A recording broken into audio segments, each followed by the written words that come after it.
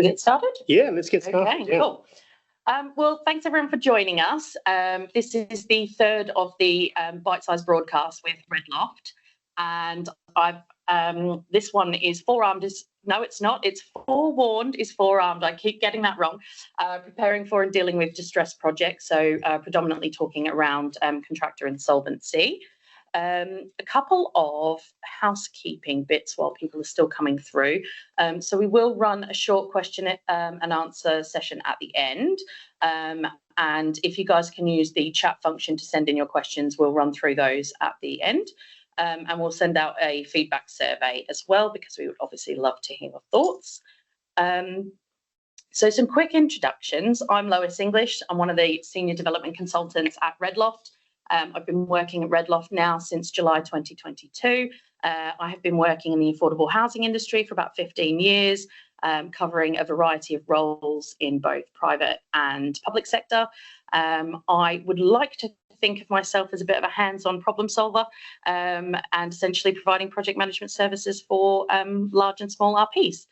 And I'll introduce you to Adam Woolsey from Martin Arnold. Thank you, Lois. Hi, I'm Adam from Martin Arnold. I've been working in housing for 22 years now. Looking at that slide, I'm starting to think that photo might be a little bit disingenuous. I may need a new photo as well. I'm a director at Martin Arnold. Yeah, I'm a director at Martin Arnold. We employ agents, chartered surveyors, multi-construction consultancy. And there's about 125 of us, and we're based down in the Royal Arsenal in London. And we have an office in Gatwick, and we serve London, the home counties, and the South East.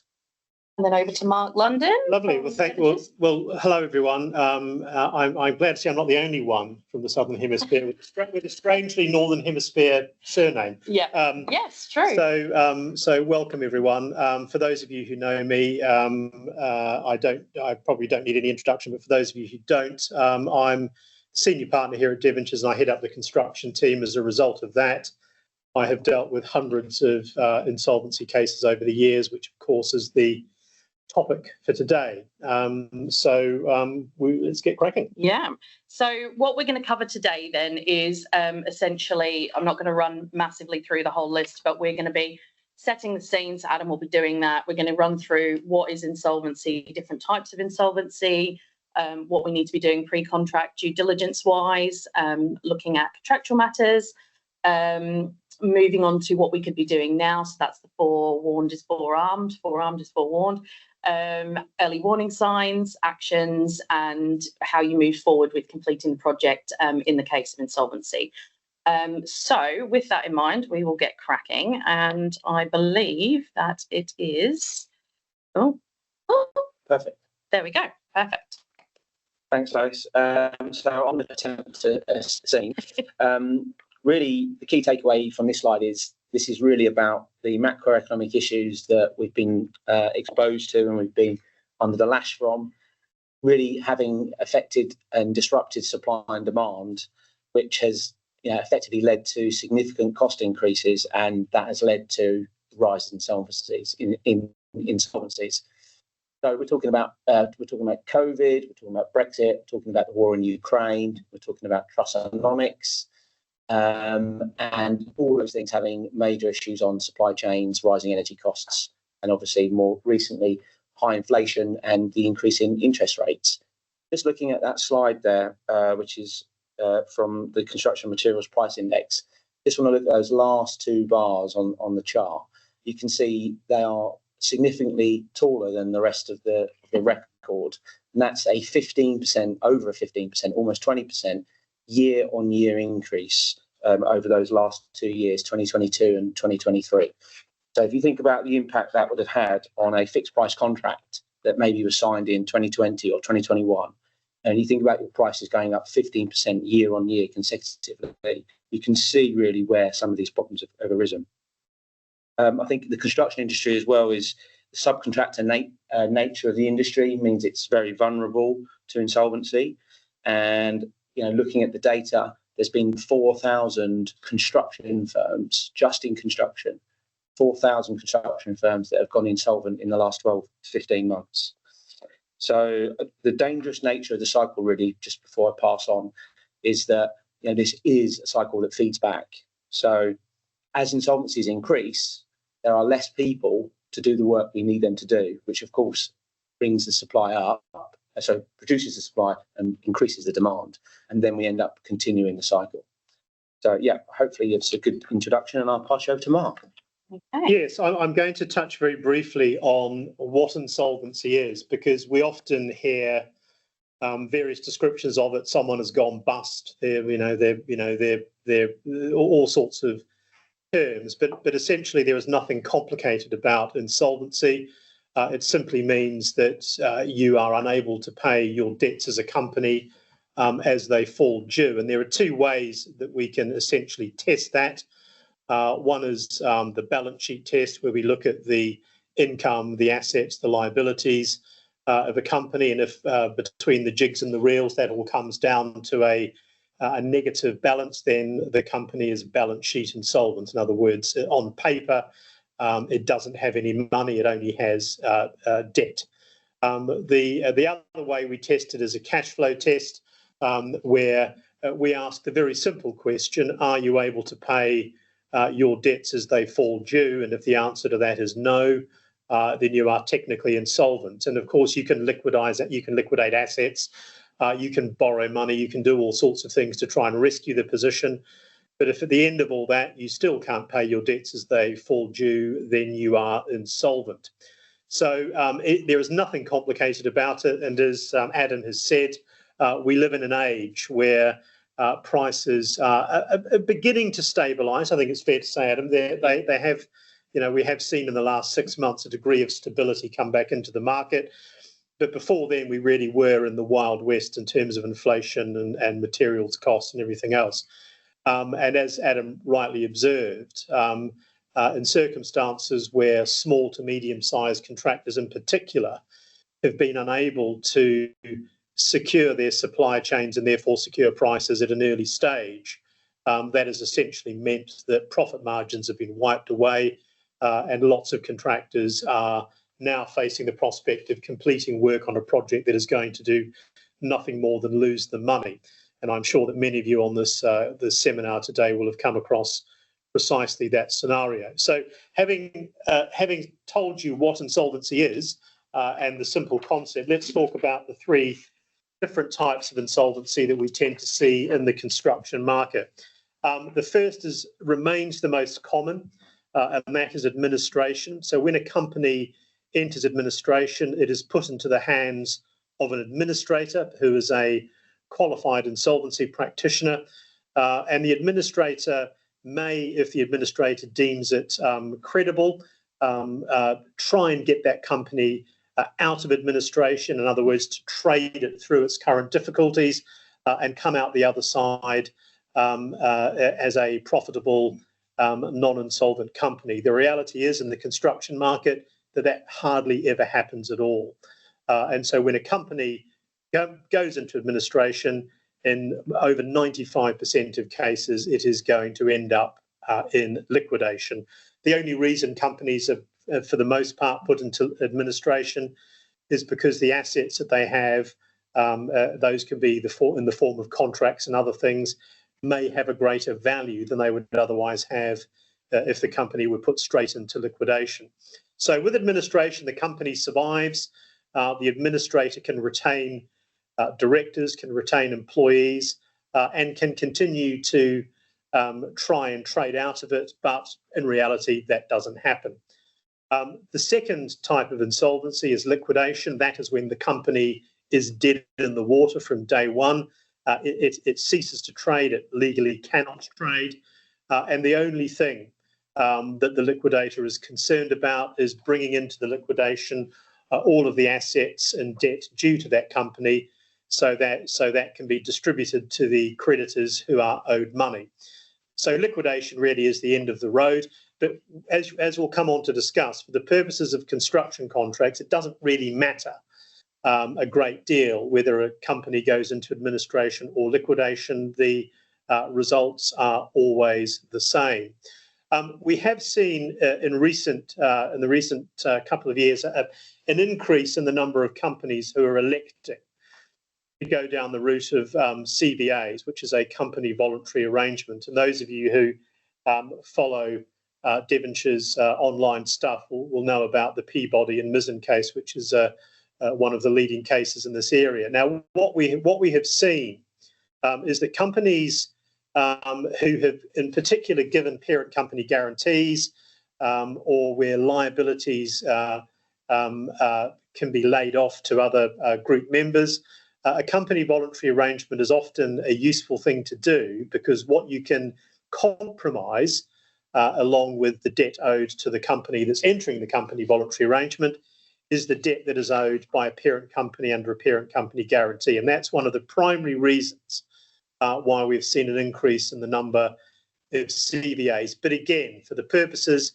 of a construction contract, there is no real difference between a CVA liquidation or an administration. They are all insolvency events for the purposes of most contracts. So, shall we turn to, before I turn to what the contracts actually say, let me just talk very briefly about pre-contract due diligence. Now, one can get quite carried away by all of this, but the reality is that, you know, for most of the companies that we have seen enter into insolvency in the last 6 months, if people had carried out checks on them prior to entering into the contract, everything would have been smelling of roses. So companies who are doing well financially may not be doing quite so well financially 2 years later. So there's a whole category of company who are, on the face of it, at the point in time that you procure their services, quite healthy, but degenerate and become less healthy and then tip over into insolvency. There are a number of companies for whom people should never have entered into contract with in the first place. And I'm constantly surprised, I have to say, when I do my own due diligence, having been instructed on a case, to only to discover that at the time the company was chosen as a contractor, it was, on the face of it, balance sheet insolvent. So it is always worth carrying out some very basic financial checks and risk assessments before you enter into contract. Companies House remains the only place really where you can get reasonably detailed information about a company. But the problem with that, of course, is that when you're looking at a company's most recent filed accounts, they can be anything up to 1 to 2 years old. So they're not going to give you an entirely up-to-date or accurate picture, but they will show you how that company has performed in the previous couple of years. You will also get a good indication of its turnover relative to debt and relative to assets and all of that. So it's very, very useful, even if it's not going to give you an entirely accurate picture. You know, during the course of a contract, of course, it's an entirely different picture, and Adam is going to come on to talk about the signs that we often see. So I'm not going to repeat that, but it's always worth monitoring Companies House, and it's always worth you know, trying, if you can, to get yourself in to the construction industry grapevine. You know, I mean, it's always worth talking to your lawyers, because generally we tend to get to hear rumours about companies before anyone else does. So there are things that you can do before you enter into contract that might help you. I mean, you know, I've seen lots of people ask for management accounts. I've seen lots of people ask for various documents that may or may not be accurate and may or may not be reliable. But at the end of the day, you know, if you're dealing with a small to medium-sized company with which you've had little experience with in the past, it is always worth doing everything you can to check. So let's move on to the next slide and just talk about contractual matters. So I'm going to talk about JCT forms of contract primarily. I know some of you on this call will be more familiar with NEC forms or perhaps FIDIC forms. They're all much of a muchness, but because the JCT form is the most widely used in the sector, and in the construction industry as a whole, and for the purposes of time, that is what we're going to concentrate on. So how does the JCT define insolvency? Well, insolvency is entering into a company voluntary arrangement, the appointment of an administrator, or the appointment of a liquidator. Just be very, very careful. Insolvency does not happen when a contractor says to you, I'm about to enter into insolvency, or I'm thinking about appointing an administrator, or I'm thinking about appointing a liquidator. There is always, in these cases, a twilight period. And that is the period from when you know that insolvency is going to happen to when it does happen. And we're going to talk about the things that you need to do during that period to protect your position. But you need to be very cognizant of the fact that insolvency only happens when administrators and liquidators and company voluntary arrangements are entered into. And that is usually by order of the court. So hold off terminating the contract at the very least until you've got confirmation from your legal team or your employer's agent that insolvency has actually happened.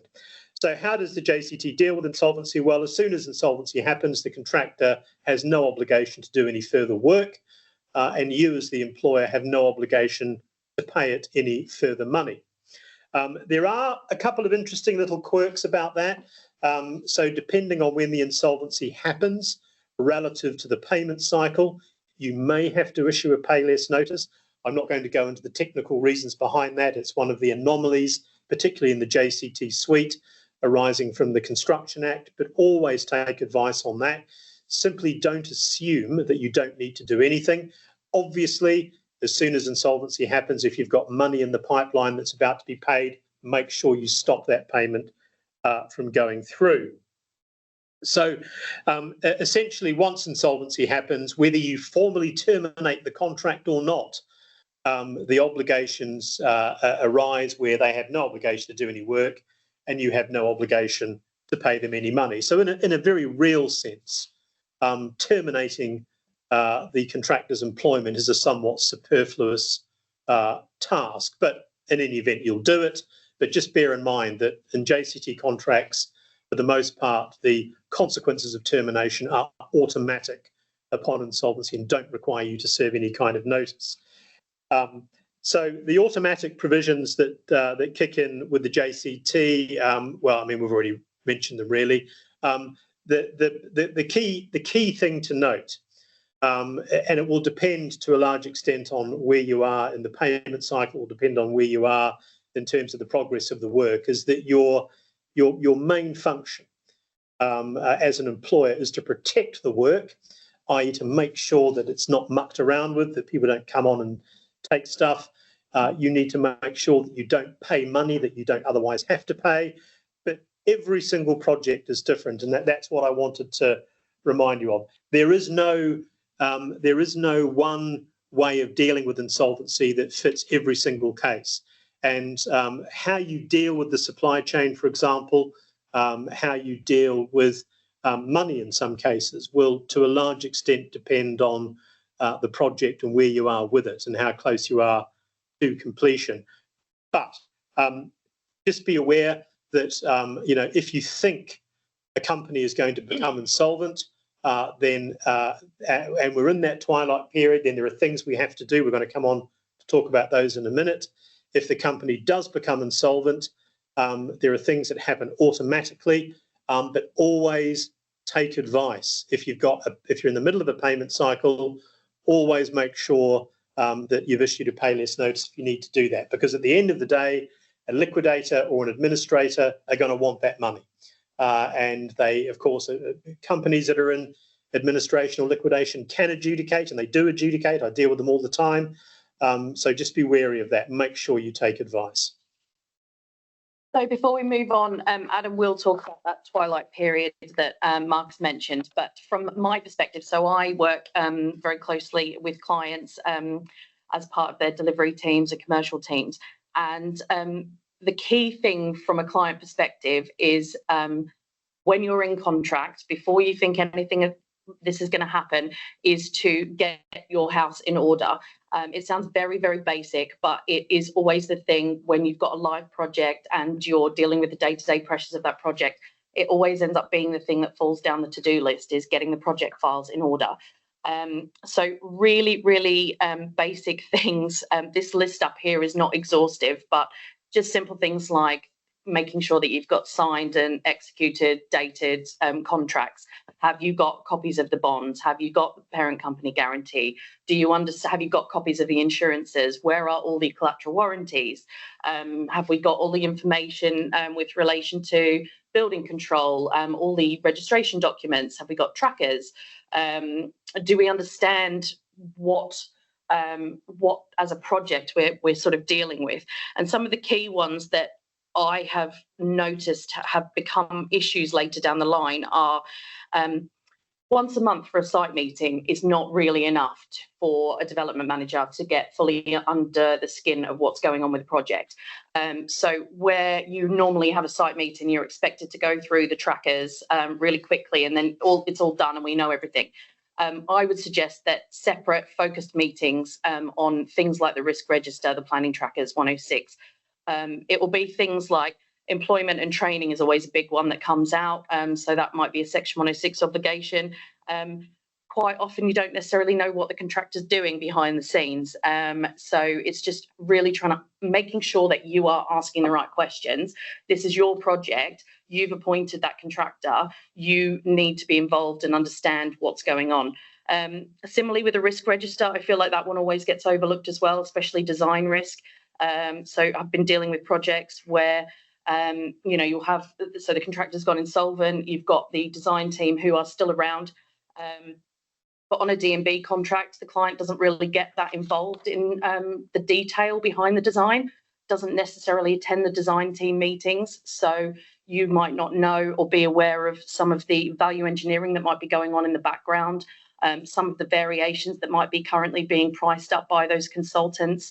So it's just trying to understand where you are in relation to that. And what I would say is, and I've found helpful, is if you do end up with that in that situation where the contractor's in administration, setting up a half-day workshop or a day workshop with each of those key design consultants so you can fully understand where everyone is at has been very valuable tool. You may have to pay them a bit of money to do that, though. Yeah, you may. Yeah, but I think that's money well spent. Yeah, so, and obviously you've just got to be thinking. You need to be preparing for the next contractor and what information they can get from you. So again, things like employer's agent and cost consultant reports, making sure that you're getting those every month so you understand where you are from a financial position. Valuations as well. Again, it might sound really simple, but understanding if there's any materials off site that are being valued. Do you have vesting certificates? Do you know where those materials are? Has anyone actually seen them? It's often not enough just to see a photo of some materials somewhere. Evidence for valuations, don't just rely on the contractor giving you an invoice and telling you that it's been paid. It needs to be checked that it's been paid.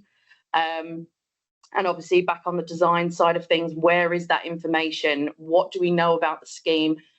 Can we compile it all together? This is all of the stuff that's going to go into a tender pack for the next contractor. And I think that's covered there. So then back onto you, Adam, the early warning signs. Thank you, Dad. So yeah, these are the early warning signs. So we're not quite at twilight just yet, but the sun is starting to set. So really, when we're on site, the classic early warning signs are sort of changes in activity. Okay, so progress starts to slow down. You might go between those monthly meetings that Lois said, and actually, has that much happened? Is anyone wandering around how many people are there? Yeah. Are there as many guys or girls in the passageways? Are there, as many people painting as there were the week before?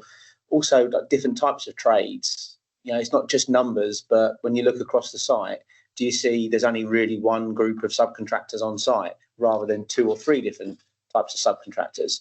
So, if you visit regularly, you'll get a feel for the atmosphere of the site and, where are the delivery, where they bring the deliveries in. There used to be lots of material stacked up there. Now there isn't. It's things like that which you can start looking at and seeing there's a change.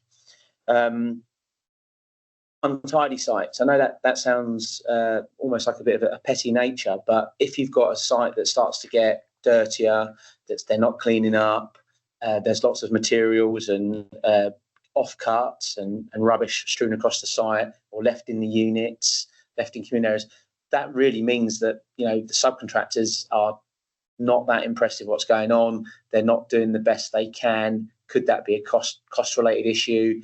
Perhaps they can't even afford the site prelims for the cleaner to go around and tidy up and clean up, or the skips to take stuff away. So if you start to see a change in the tidiness of the site, that is often an early indicator as well.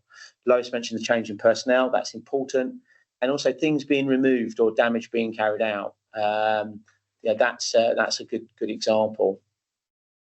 Evasiveness, contractors changing tone, all these kind of things.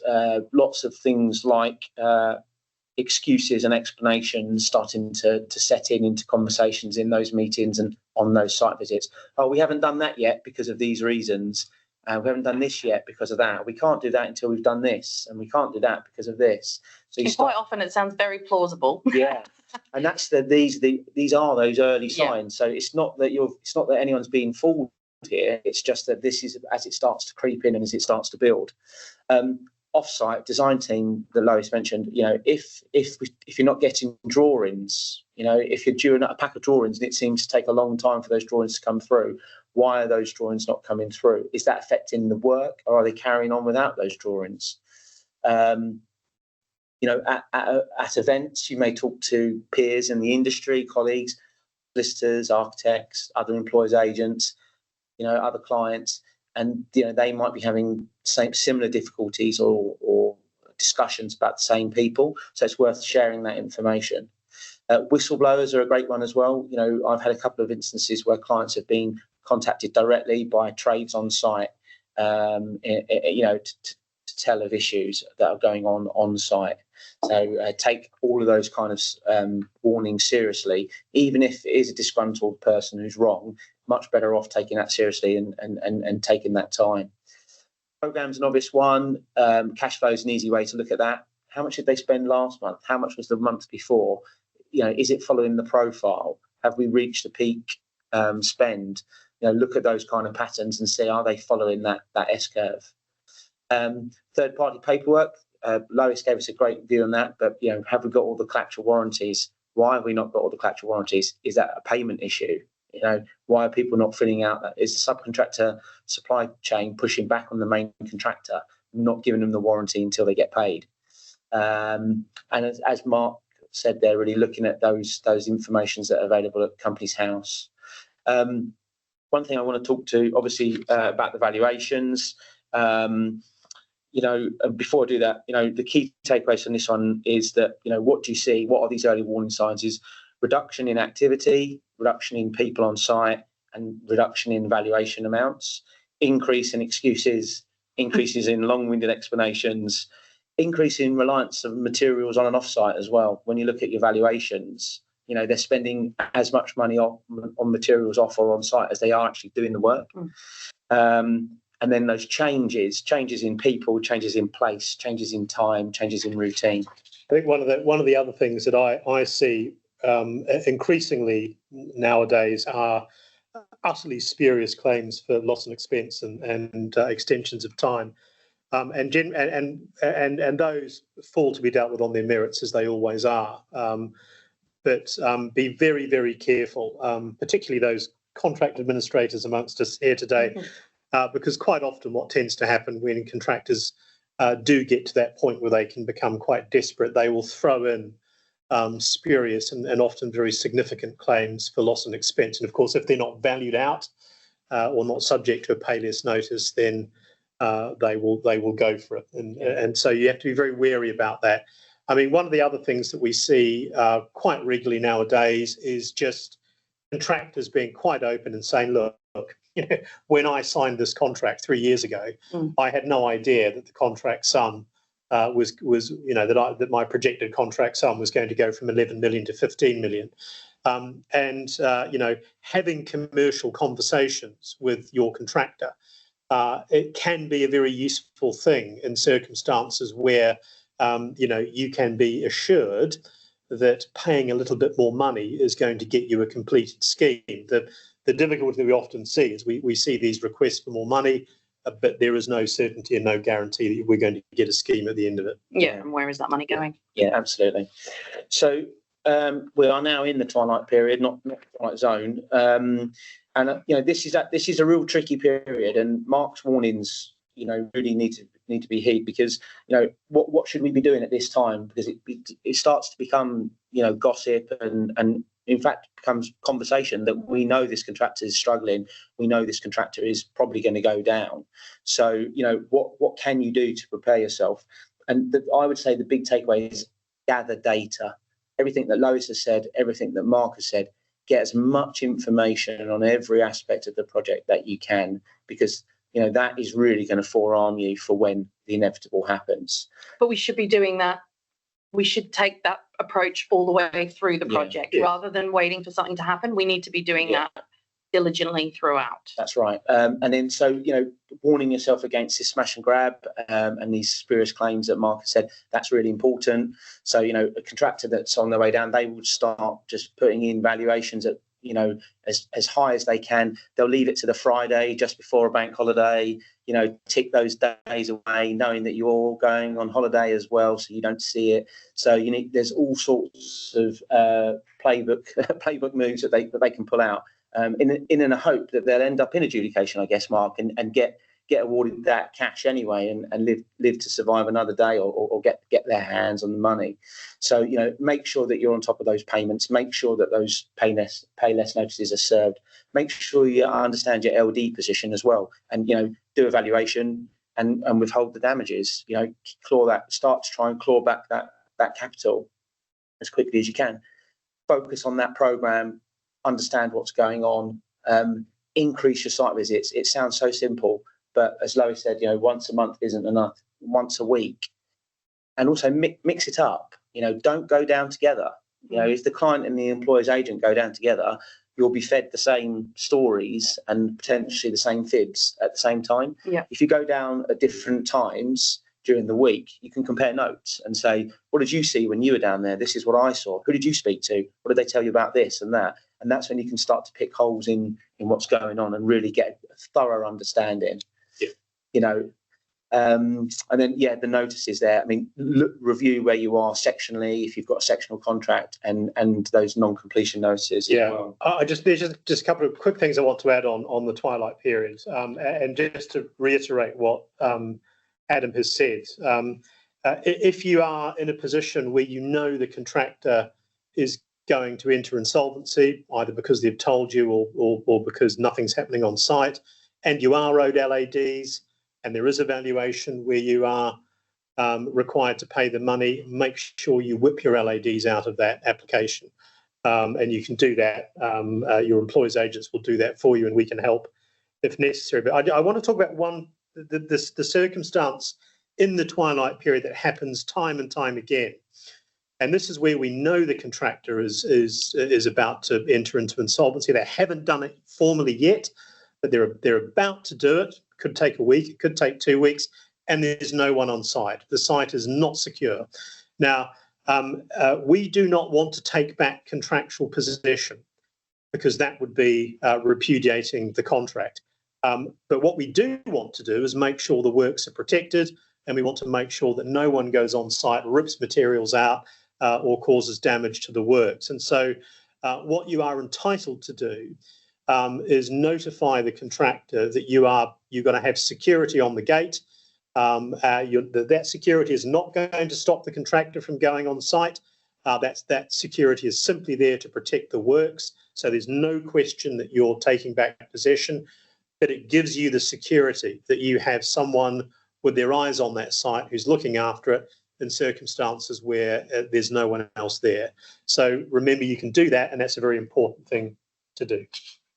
Yeah, absolutely.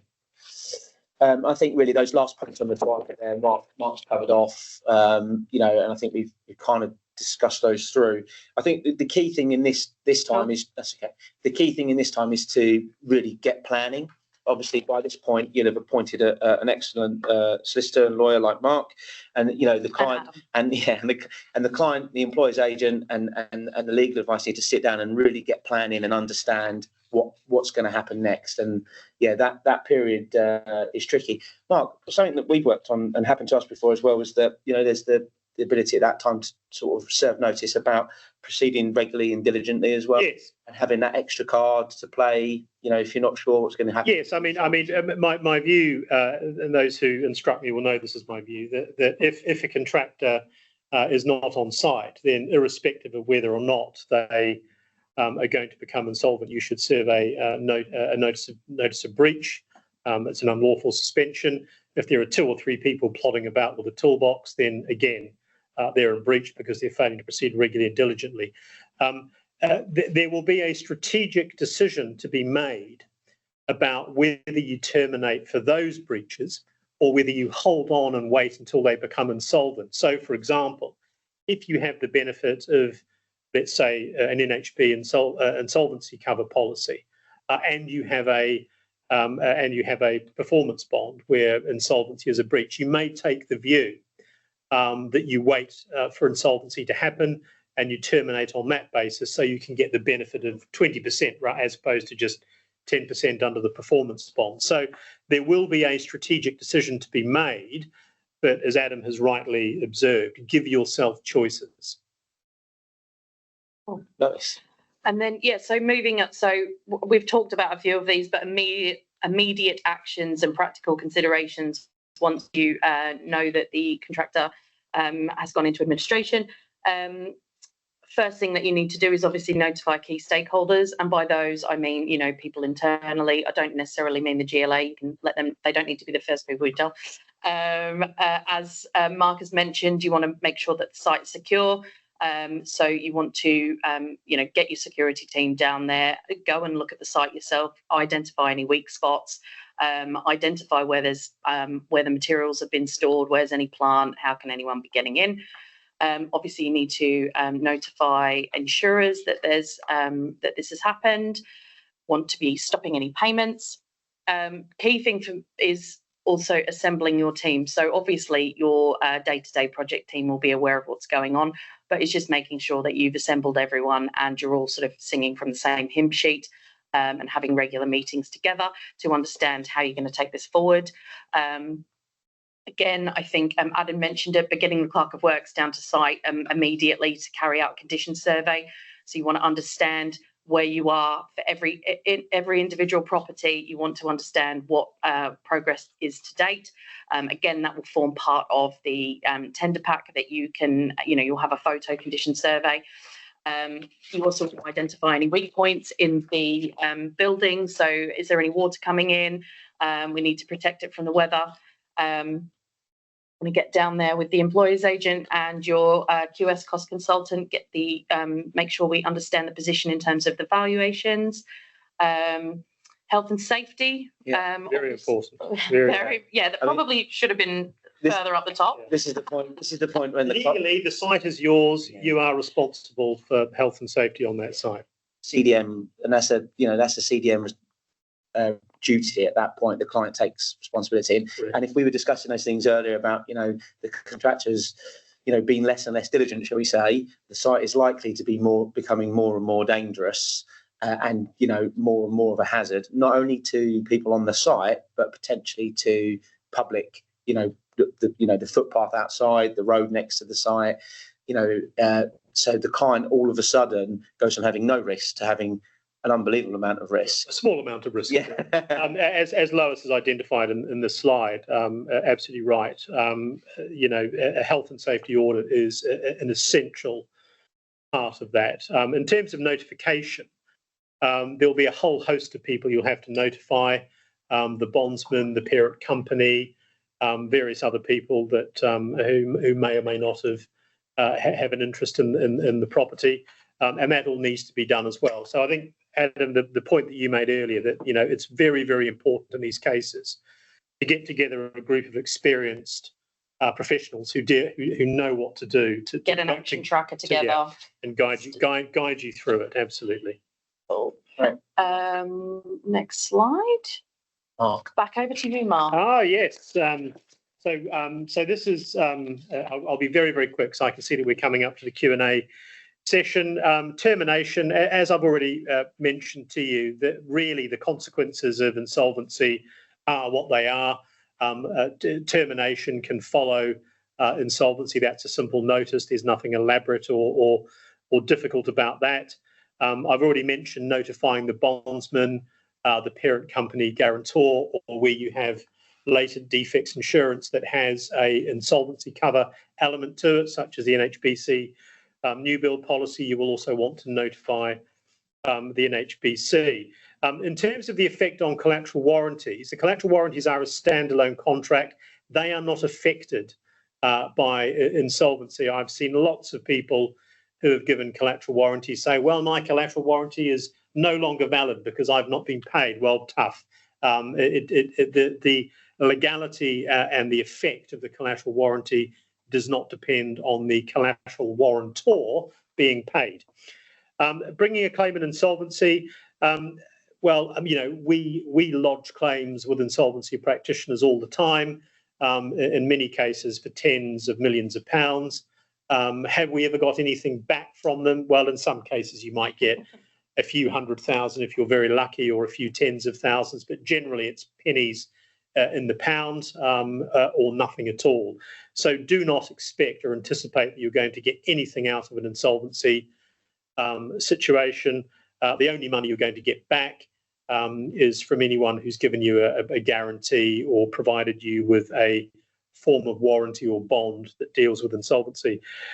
Rather irritatingly, while you can't pursue companies in administration or liquidation without leave of the High Court, they can pursue you, and the route for that is generally adjudication. So we quite often get involved in messy claims for money, generally half-baked claims for loss and expense arising from half-baked claims for extensions of time that are bought by claims consultants on behalf of administrators and liquidators. So be wary of that. Just because the company is in administration or liquidation doesn't mean it can't chase you for money it believes it is due.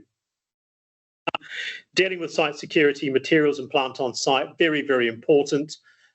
Only hand over materials to a member of the contractor's supply chain if they can prove that the materials belong to them and you haven't paid for them. And that is often a very difficult thing to do. So your starting position will always be, well, I've paid for those, and unless the subcontractor can demonstrate that title has not passed to me, then I'm entitled to retain them. So there's a number of quirky elements to law, and one of them is if you're a purchaser at good value. So if you have purchased something, even if the money hasn't gone to the supply chain member who's bought those materials on site, it doesn't matter. You're only going to be bound by a retention of title clause if you've been told about it. So when people start brandishing terms and conditions between subcontractors and main contractors that say title does not pass unless I've been paid, it's not binding on you unless you've been told about it. So generally, most of the claims we see from people about materials and various other things are complete nonsense. Under the JCT contract, you are entitled to use any plant that's left on site. We have lots of problems with tower cranes and various other things. Look, the chances are you're not going to want it. And quite often we end up having fights with scaffolding companies in particular who like to try to hold people to ransom. You just need to be aggressive with these people and your life will be a lot easier. I've mentioned here continuation of latent defects insurance because this is becoming a singular problem in the sector at the moment. And it's not necessarily within HBC. NHBC, bless them, do try when a contractor goes under to continue with their cover. But a number of other insurers, I won't name names, will run away when there is an insolvent event. And you will then be forced to go out to the market to try and find a replacement latent defects insurer. And of course, latent defects insurance is such an important part of being able to sell a property once it's complete, that can often cause a major problem. So it's very important when it comes to how you're going to deal with the continuation work that you really do take into account the latent defects insurance position and whether you're going to retain your latent defects insurer. Okay, so that brings us on to completing the project. What do you do moving forward? I think we've all said at various points that there is no one-size-fits-all, no template for doing this. It will massively depend on where you are in the project at the point that the contractor goes into administration. It will depend on the construction type. All of those project specifics will feed into how you might want to move forward. So these sort of stages, you're very much in the fact-finding stages at this point. As I mentioned before, design team, are they still around? Have you got all of the warranties in place? Where is all of the design information kept? Understanding if you've got any specialist reports that were carried out, where all of those are. And again, all of that information will form part of what will essentially be a tender pack for going out and finding another contractor to come and complete those works. I think in terms of procurement options, you would think, yeah? Yeah, I think there's an acceptance and a realisation at this point normally that, you know, you have to understand now the project's going to take a lot longer than it ever was intended to. It's going to cost a lot more than it was ever intended to, and you will probably feel like you're going backwards before you stop going backwards and start to come forwards again. So, you know, that's kind of why the cost quality time triangle is down there, and value is in the middle of that. So I think you need to try and think about value you're going to be getting out of the project going forward, and where is that value. And to do that, you need to focus on quality, and by quality I mean safety. And I mean your future risk, managing your future risk, for all those things that, you know, Mark said about warranties, you know. And the first thing you really want to be doing is getting some independent specialist reports carried out, making sure you know where you are, because there are going to be a lot of people that are going to come into the project later on that are not going to accept work that has been completed, depending on the stage that it's at. And so, you know, stuff that has been done. It's going to have to be removed if you want to get those warranties. You know, a roof's a great example of that, windows, lifts, those kind of things that you may have to redo elements in order to get the warranties that you're going to want, because there's not going to be a contractor there that you can lean on in the future. The risk is transferred onto you. So you have to think about risk management rather than risk removal. You know, and all of those items on that slide are really important. Yeah, I think it's a really important thing to focus on, is that you are going to be accepting all sorts of risk that you otherwise wouldn't be accepting. I mean, you know, people get very worked up about warranties for roofs. But you know, the reality is that you may just have to suck that one up, and along with a lot of other things, in order to get the project finished. Just very, very quickly on re-procurement. Quite often, the route that's chosen to complete the work will depend on where you are. If you're almost finished construction management, or you know, but if you're only at foundation stage, you might want to think about starting all over again. Yeah. So the most challenging ones are the ones that are in the middle. Yeah, correct. Because you just, you know, if you've got a large scheme and you've got different phases and different, you know, positions of completion, that can be really challenging. You know, you almost want one that's at the end or just started. Yes, exactly. No, I completely agree with that. Look, I'm not going to run through the conclusions. They're all there written down, and I think they're all pretty clear. You know, Lois has mentioned it. I'll mention it again. There is no one size fits all. Every project is going to be different, because every single insolvency has its own certain dynamic and its own particular quirks. So it's all about making sure that you know what to do when you start getting an inkling of it happening, and that's assemble the right team to do it. So let's go on to questions, shall we? Let's see if I can manage to work out if we have any questions in the chat. Doesn't look like it. No questions. No questions. No. That's astonishing. And we gave you 10 minutes. Should we throw the floor open to people who want to verbally ask a question? Or type. We can do. Or type it in. I have no idea how we do that, but let's try and do it. We'll work out the IT. Yeah, I guess if anyone wants to raise their hand and ask. Oh, hang on. Oh, we've got someone come in. So Kerry. Yeah. Hi, Kerry. Hi, Kerry. Would you suggest a PCSA as a good approach for completion contracts? I mean, it probably. Oh, sorry. I'll just move on to the right slide. I think we probably didn't actually mention it, but if anyone's thinking that you're going to be able to get into a design and build contract with a fixed price, single stage, then we're all laughing. So yes, you would look at a sort of two-stage process. Obviously, if you enter into a pre-construction services agreement with a contractor, you're enabling them to have time on site to fully understand the project and do their due diligence so that they are able to then come back with a more well-rounded price. I wouldn't necessarily say that it's definitely going to be a fixed price, but yeah, what do you guys think? Yeah, I mean, I think a PCSA, as it says on the tin, is a pre-construction services agreement. So the idea is that this precedes the contract you're going to enter into. So as a vehicle for completing the works, it's not appropriate, but as a vehicle for, as Lois has rightly said, for understanding what needs to be done and working with the contractor to get everything ready in a package to enable the contractor to do it, it's extremely valuable. So to answer your question, Kerry, yes, it can be a very useful thing indeed. Yeah, I think so as well. And I think that it's the kind of thing which will give you time as well to help you understand your risk. In that period of time, that risk will be crystallised through working through that PCSA together. A lot of the PCSAs that we've been involved in end up with a cost plus style contract at the end as well.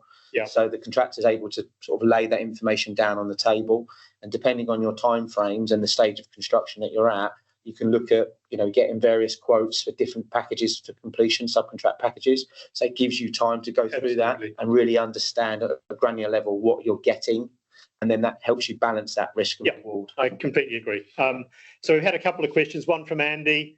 What is the panel's view on Dun & Bradstreet? I'm going to give you a facial expression, which will sum up my opinion of Dun & Bradstreet reports.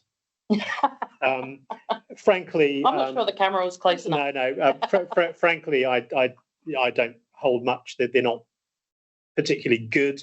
They are an amalgamation of stuff that's on Companies House and stuff that's sort of out there in the wider world. But I mean, the reality is there isn't really much else. So they can be a useful additional thing to look at, but they're not going to give you the complete answer. This was one actually that we didn't really go into super detail on. What are the issues in claiming additional costs against the performance bond? Right. Well, so a performance bond, the way performance bonds are generally worded is that you have to complete the works, and then you have to carry out the account, which in a JCT contract is at clause 8.7. So that's when you take the original contract sum. That's the contract sum in the contract with the contract that's gone bust. You then look at how much it's actually cost you to complete it.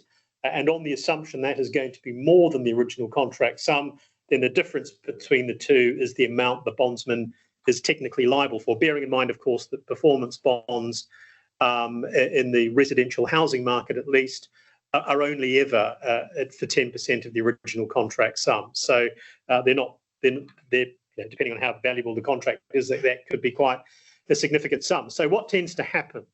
I was going to say timings wise. Yeah. So what tends to happen is that at a relatively early stage that you're going to be spending a lot more than the contract sum, and perhaps a lot more than the 10% under the performance bond. And so what we often do is we do deals with bondsmen who release payment early, but they will expect a discount. So the current general range of discounts, depending on who the bondsman is between 15 and 20%. Sometimes you can get it down to 10%, depending on the bondsman, but they will often release monies early, subject to you having an all singing, all dancing report from a quantity surveyor that sets out exactly how much money you're going to spend, but the early payment comes with a discount.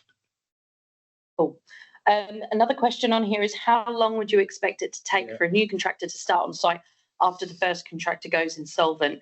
That one is definitely a... Go on, Adam. How long is a piece of string? Yeah. I brought some string with me, but no, I think you'll have done very, very well if you can do it in 6 months. I think you'd have done very, very well. It's a challenge. It's a lot of effort in that time, and I would say really that you're always looking at around a year before you get back onto site fully and get traction. I have a couple of projects recently where we have managed to do it in less time and get it done in about 6 months. That's really been a huge effort from the client, huge effort from the incoming contractor and the whole team. But I think as a measure stick, you 9 to 12 months. I think is really the fastest that you'll do it effectively. Yeah, I agree. And there's no benefit in rushing through certain stages. What is it that saying? Repent it. Let's take more speed. Oh, whatever. Yeah, I always get the sayings wrong. But there's no benefit. Everyone desperately wants to quickly get back on site, get back on site. Okay, obviously there's reasons the project's costing money, but you need to take your time as well and make sure that you're doing the right. You don't want to end up in the same situation again. Yeah, I mean, one of the key things to do is you need to identify, which is part of the process that Lois was talking about earlier, is you need to identify who the critical subcontractors are, the people that you need to keep on site. And although you will have no contractual obligation to pay them any money, I've seen plenty of examples over the years where people have agreed to pay those subcontractors money to keep them on site, to keep them involved in the project. And so, again, the length of time it's going to take comes down to the complexity of the project, where the project is at insolvency, whether or not previous members of the supply chain, the architect, some of the key designers, some of the key the M&E contractor, some of the key subcontractors are prepared to remain engaged. So it's all about building that package and trying to get it on site as soon as possible. But it can take an excruciatingly long period of time. Yeah. And that ends there's no more questions. And we've done quite well in time. So thank you very much. Thank you, everyone. Cheers. Bye-bye.